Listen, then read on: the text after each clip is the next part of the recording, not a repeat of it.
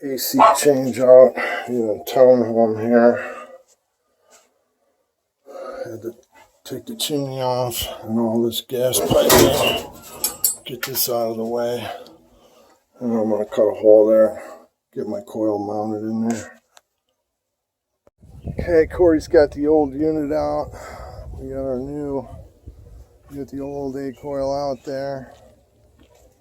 The new N coil's ready to go in. And Corey's over there setting the new unit. It's going to be a short video today unless we get some soldering in there.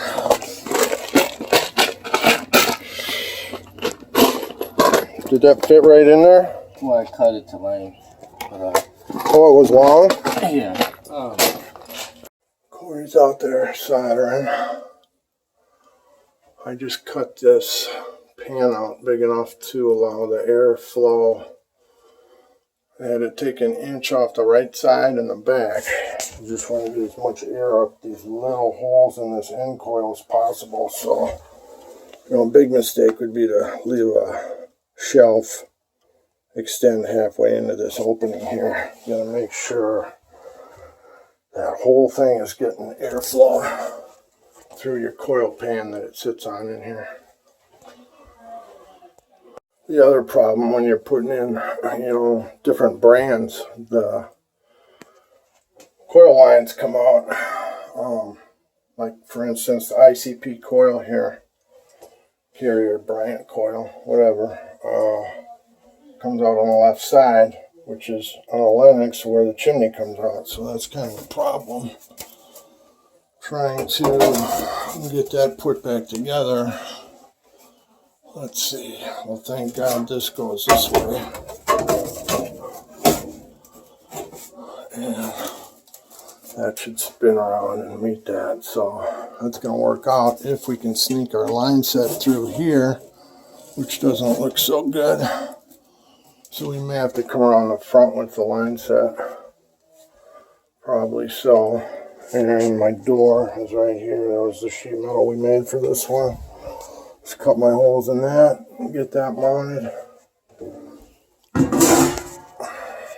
Here's a shot of how the hole lines up with my metal.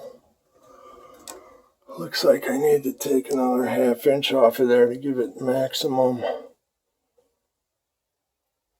airflow.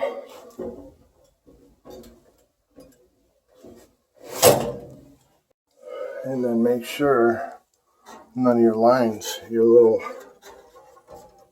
capillary tubes from anything is rubbing on anything in here when you button this all up. Make sure this is pushed far enough back so it's not rubbing on the door. Make sure these aren't too close to the front when you put the door on, or put a piece of foam tape on there.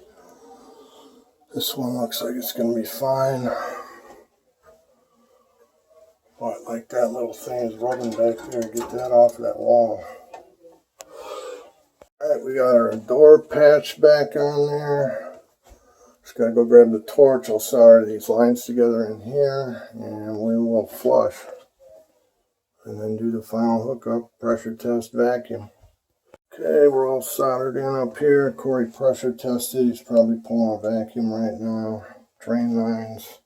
Change those from 5/8 to 3/4. We're on the second floor here, so spring a leak up here. We get a freeze up plug drain line. Mandatory to have a backup drain or safety pan. Can't have a safety pan when you got return underneath, so 2 drains. And let's just go down to that guy next to the water heater there. Just gonna hook up my gas and get this line set insulated, and then we'll cut the charge loose and check it out. To wrap, turn the fan speed down. It was on 3 tons of air for cool tap, so I dropped her down to a couple speeds there, and yeah, that's it. Alright, we're just checking her out. Last thing I gotta do is make sure the breaker is not bigger than 4 probably is going to be a 30. Let me check it out. The AC breaker's at 20, so we don't have to mess around with that.